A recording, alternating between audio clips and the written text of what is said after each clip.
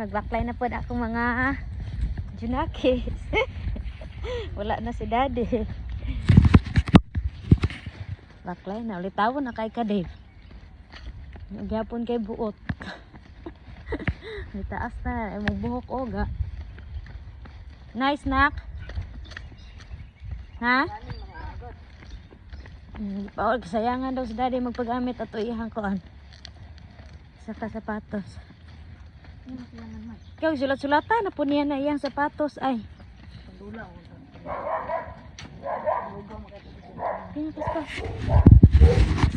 Baklay na ni baklay na po sa bag.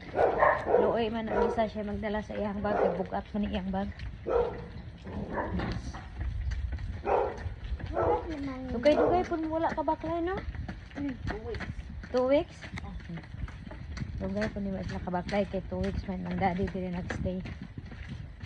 Karon kay work naman si daddy. Okay ra kay next week wala mas like classes so pahuway po like 2 weeks. So bye bye sa anak. Bye-bye. Bye bye na ko. Balik ka man balot na.